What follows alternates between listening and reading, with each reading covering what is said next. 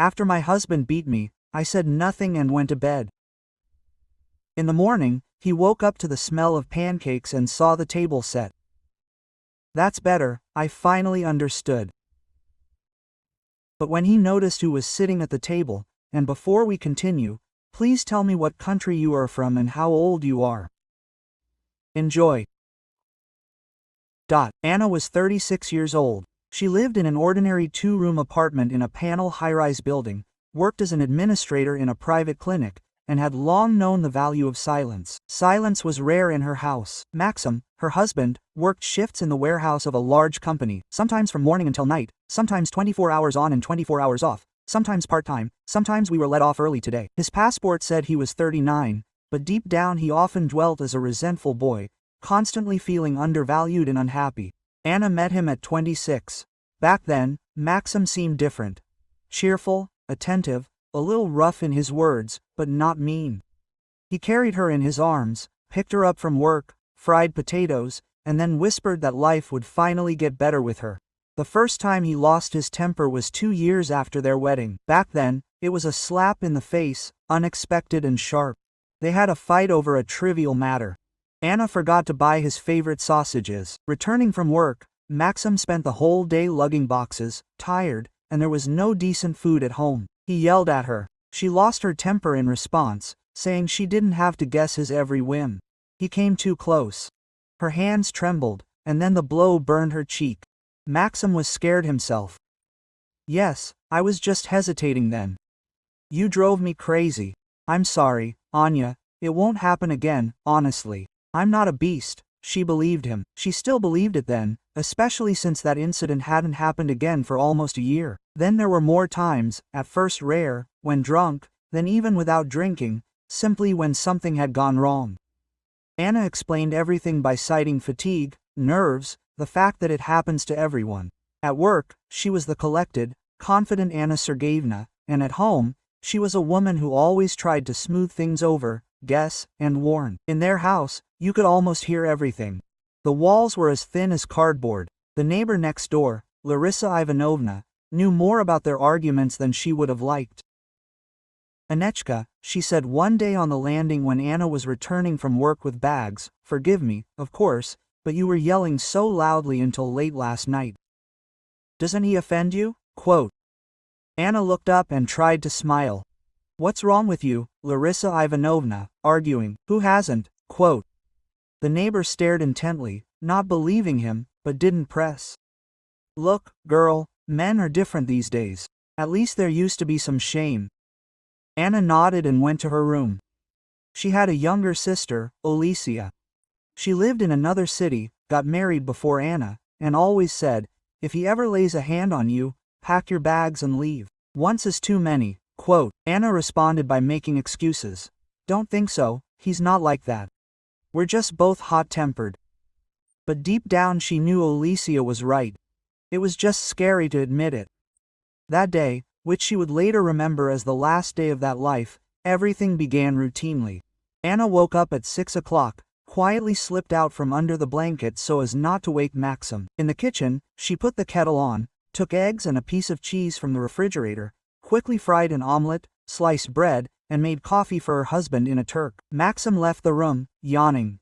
Quote, no meat again, he grumbled, looking at the omelet. How many times have I told you, I need to eat properly. I'm hungry like a wolf after my shift. The refrigerator is empty, Anna answered calmly. It's payday. I'll go to the store in the evening. For now, this is it. You should spend less on yourself, he muttered. I saw you brought receipts from the pharmacy yesterday. What, do you have them every day? Does it hurt, or are you just wasting money? There are pills for your mother's blood pressure, she sighed. And some ointment for your back. Remember, he complained. He snorted. Okay, don't start in the morning. He sat down, ate an omelet after all, drank coffee, and left for work. The door slammed, and there was silence in the apartment for a while. Anna exhaled. She was getting ready too. She went to work as if it were a vacation. No one shouted at her there. They trusted her there. She was needed there. The clinic was crowded that day. Examinations, and calls. Anna met patients, processed paperwork, answered calls. Colleagues discussed vacations, medications, prices. At some point, Nurse Nina approached her. Quote, "Anyut, are you okay? You've looked a little pale." "Everything's fine," she answered habitually. She just didn't get enough sleep. Nina wanted to ask something else, but there were many patients, and the conversation was interrupted. Maxim was late that day. He was supposed to be back by 9, but arrived closer to 11. He opened the door abruptly, slamming it against the wall. The hallway smelled of tobacco and cheap alcohol. Quote, "Where have you been?" he asked from the doorway, although it was obvious where she could be at 11 p.m. on a weekday. "At work," Anna answered calmly, peeking out from the kitchen. "We're swamped today. I called you, but you didn't answer." "My phone's battery is dead," he dismissed, taking off his jacket. "And anyway, why is our house so dark and empty? Why haven't you cooked anything proper?" There was a pot of buckwheat and a frying pan of stewed cabbage on the stove. "Here," Anna pointed. "Everything's hot. I just got here." Maxim peered into the pots and grimaced. "Your cabbage again. Are you skimping? What am I, a pig or something, eating this grass every day?" "Max?" Anna said quietly. "You know we have 3 days left until payday. I bought what I could afford. No big deal. 3 days of buckwheat won't kill you." He gave her a heavy look. "Are you going to boss me around?" "Yes." She was tired, very tired, and this time she didn't swallow. Quote, "I'm not bossing you around," Anna said calmly. "I'm explaining. We live together. I work too. I get tired too, but somehow it's always me who's to blame." He took a step closer. "So I don't provide for you enough?" His voice was already ringing with familiar notes. "Yes, I don't work enough. I don't toil enough. You're going to tell me next that I don't provide for you?" "We provide for ourselves together," without raising her voice, she replied. "And to be honest, my salary is higher than yours. But I'm not shoving this in your face." It was unnecessary. She knew she shouldn't, but the words were already out. Maxim turned to idolize her. Quote, "Say it again," he hissed. "Who gets paid more? Who's the boss in the house?"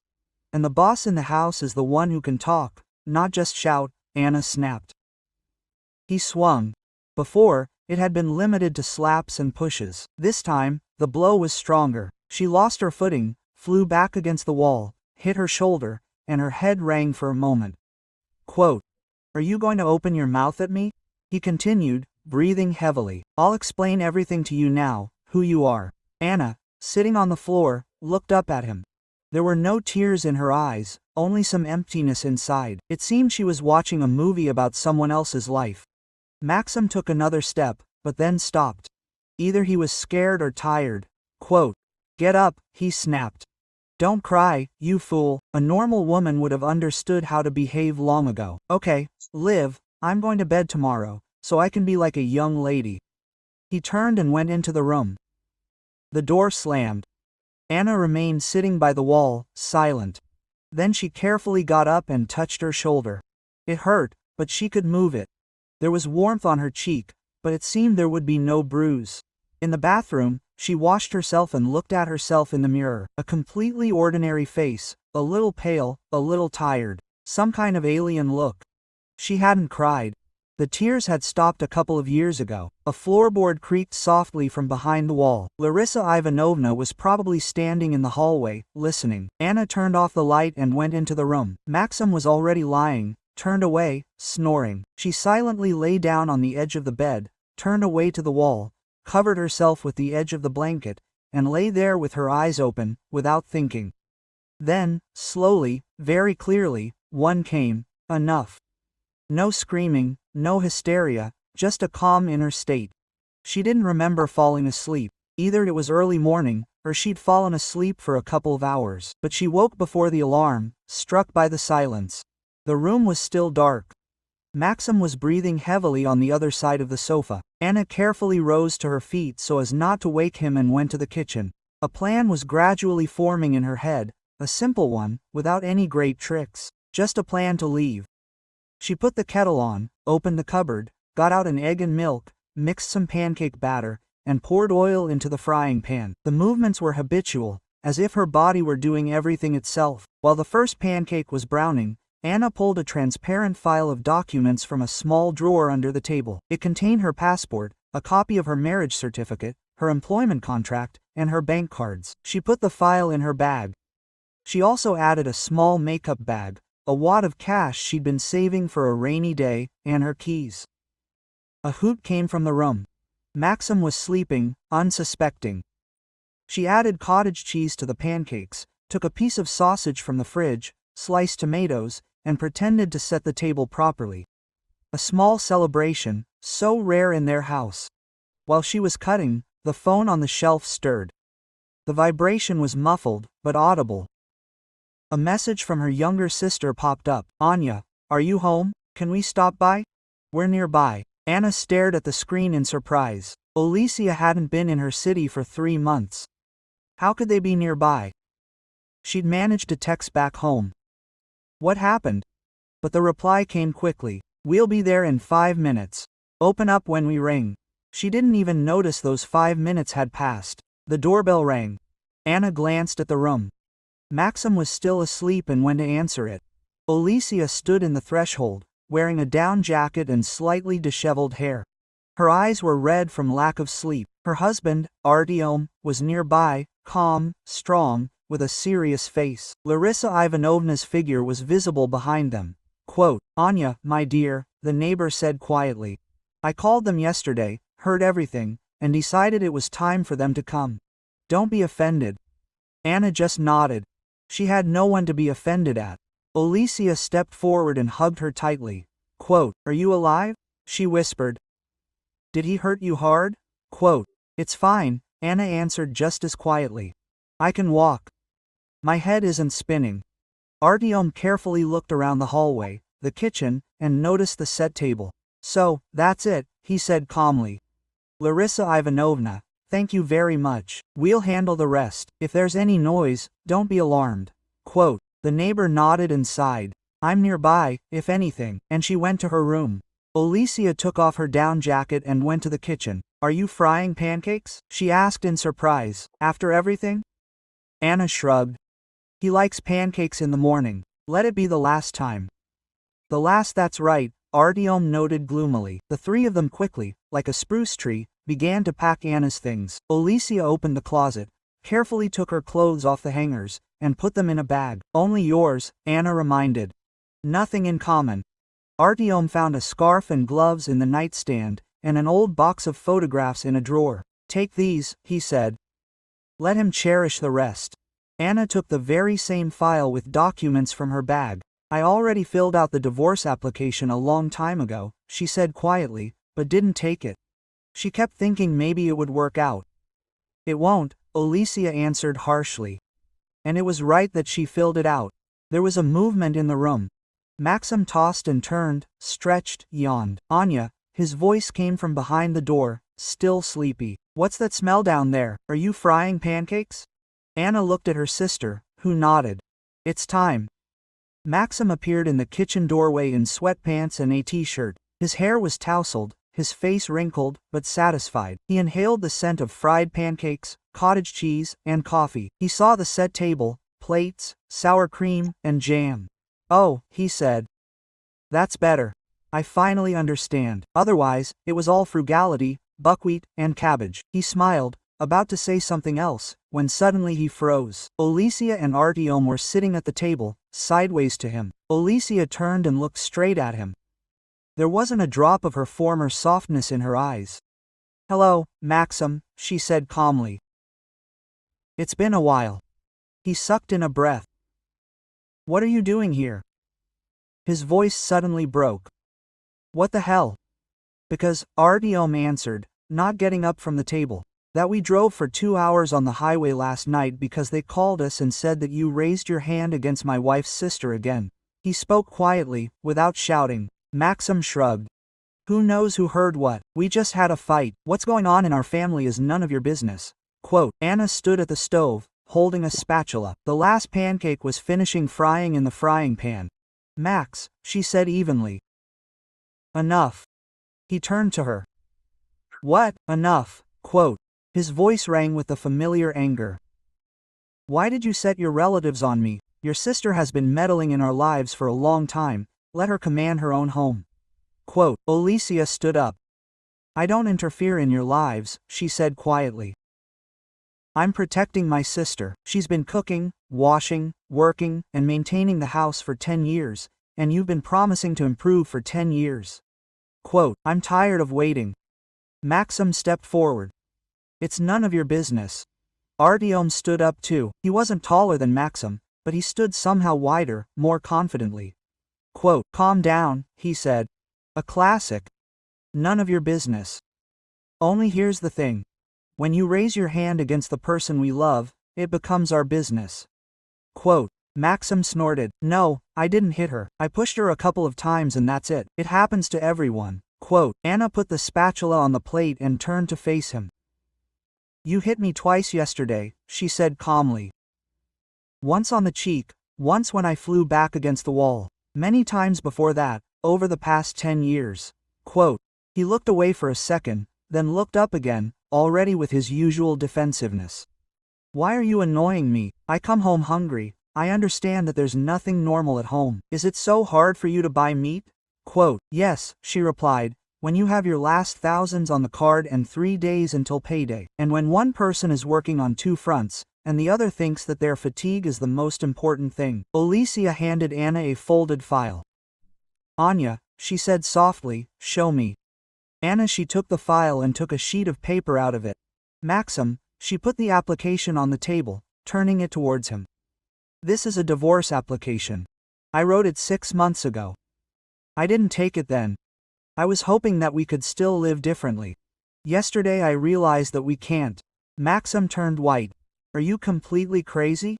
He grabbed the paper and ran his eyes over it. Divorce. You decided to destroy a family because of a couple of screams? You'll be 40 soon. Who will need you? Artyom chuckled quietly. And this is exactly what looks like beatings. Just in words. Alicia came up to Anna and stood next to her. She needs herself, she said. And that's enough. Anna didn't take her eyes off Maxim. I'm leaving, she repeated calmly. Today, now you can scream, you can threaten. You can promise that you will change everything. I've heard all this many times. I don't want to anymore. He clenched the application in his fist. I won't let you go anywhere, he shouted. You're nothing without me. Artyom took half a step forward. If you try to hold her back by force now, it's already a criminal case. Believe me, we won't be lazy, we'll see it through. Maxim looked at him with hatred. Scare me, huh? He squeezed out. With laws. I've worked all my life, and then these smart Alecs showed up. Anna picked up her bag, which Alicia had already put by the door. She checked the documents, wallet, and keys inside. Max, she said quietly. Now you have a choice. Let me go quietly or make a scene so that later you'll regret it. Know that if you take even a step towards me, I won't leave quietly, and this will no longer be just our conversation in the kitchen. He was breathing heavily, his fingers white with tension. It seemed that another second and he would rush in like before, but Artyom was standing next to him. Alicia looked at her sister and didn't back down. Maxim suddenly sat down on a chair, deflated. Where are you going? He asked hoarsely. To whom? To these people. He nodded at Alicia and Artyom. Anna nodded. To them for now. Then I'll take something off. I'm not quitting my job. I'm a grown woman. I'll figure it out somehow. Quote, he smiled wryly. You'll find your ideal there too. Men are different everywhere. Do you think they'll carry you in their arms there? I think, she answered, that hands can be used for making pancakes and stroking your head, and not for hitting. She took her jacket from the back of a chair. I also think that it's better to live alone than like this. There was a pause in the kitchen. Artyom took the bag from her. Alicia threw the jacket over her shoulders. Larissa Ivanovna peeked out of the room, must have opened the door again a crack and heard the last words. Anechka, she called quietly, if anything, I'm home. If you suddenly need to pick up some things, tell them I'll watch who enters the apartment if you don't want him to. Quote. She didn't finish, but everyone understood. Thank you, Anna nodded. Maxim looked from her to the statement clutched in his hand. You'll regret it, he muttered. You'll see, the world is not so kind. Anna looked at him calmly and, surprisingly, brightly. Max, I already regret it, she said quietly 10 years ago, when she decided that she could endure it for the sake of everyone else. I'll try not to regret it anymore. Alicia took her arm. They went out into the hallway. Artyom walked behind, covering her. The door slammed. It was surprisingly quiet in the car. Artyom drove carefully, without jerking. Houses, signs, people with bags flashed by outside the window. Alicia turned to her sister. Are you okay? Anna thought, listening to herself. Not yet, honestly. She said. It's like I've closed a book and the new one hasn't begun yet. It will, her sister answered confidently. At least without the romance, but definitely without this circus. Quote, they brought her to their spacious 3-room apartment, which Alicia and Artyom had taken out a mortgage. It was bright and cozy. First, you'll just rest, Alicia decided. Get some sleep, keep quiet. Tomorrow, if you want, we'll go to the Legislative Assembly, submit an application, and then we'll think about housing. We still have space, don't worry. Quote, Anna went into the room where a fold-out sofa had been prepared for her. Clean pajamas were hanging on a chair. Alicia, as always, had thought of everything. Anna sank onto the edge of the sofa and only now felt the fatigue in her whole body. She took off her sweater and leaned against the pillow. Familiar sounds came from the kitchen, the faucet, the cabinets, the quiet conversation of her sister with her husband. No screams, no heavy footsteps that made her insides clench every time. None. Who are you? You are nothing without me. She suddenly realized that for the first time in many years she wasn't afraid of the evening. Later, closer to night, her phone rang. A name appeared on the screen. Max. Anna stared at the screen for a long time, then pressed the end button. A minute later, a message came. Sorry, I lost it. Come back, everything will be different. Quote, she typed a short reply. No, take care of yourself. And put the phone on the nightstand. Alicia looked into the room. Anna nodded. Pity, she said calmly, but too late. Her sister came over, sat down next to her, and hugged her. My pride, she said quietly. I thought you'd endure this until retirement. Anna smiled. I thought so too, she replied. But apparently the pancakes turned out especially well last time. They laughed quietly. It was a strange laughter, through fatigue, through pain, but still laughter. The next day they really did go to the Legislative Assembly and filed an application. There were ordinary faces, an ordinary line. Some were filing marriage documents, some for divorce. Life went on, nothing stopping. Anna stood by the window in the hallway, looking out at the street. There was no snow. The wind blew papers and dry leaves across the asphalt. Despite the calendar, people were rushing about their business. No one cared about the troubles of others. Anya, Alicia said. Your turn. She came up, signed, and took her copy. On the way back, they stopped at her clinic. Anna went to the head doctor and calmly said that in the next few days she might need a couple of days off for family reasons. The head doctor, an older woman, looked at her carefully. Is it serious? She asked. Anna nodded. Can you handle it? One more question. I've already handled it, Anna answered. All that remains is to formalize it. The head doctor was silent for a moment, then nodded. Okay, if anything happens, tell me. I have some lawyer friends. It's better for women to have one these days. Quote, in the evening, sitting in her sister's kitchen with a cup of tea, Anna suddenly remembered the morning table with pancakes. How Maxim came in satisfied, said his own words. That's better this way. She finally understood how everything had worked out in his head. His wife resigned herself, learned her lesson. Everything will go on as before. In fact, he was right about exactly one thing back then. She really did something she understood, but not what he was thinking. She realized that living with a man who sees you as dishes, a ladle, and a cushion for his blows is not life. That children, sisters, and neighbors aren't enemies when they say, enough. What kind of thing is this? A divorce in the table isn't betrayal, but an emergency exit that one day you still have to use. The silence in Alicia's apartment was completely different, soft, alive. There was no fear, only the familiar hum of the television from the room, rustling stairs, the rustle of tea bags. Anna took a sip and felt warmth spread inside. There was a lot of unknown ahead. Paperwork, division of property, conversations, perhaps a scandal. But all of this seemed solvable. The main thing had already happened. She got up from the table, where they expected only more portions of patience from her, and left. And the pancakes? She would bake pancakes again, but in another house for those who would never raise a hand to her, or simply for herself.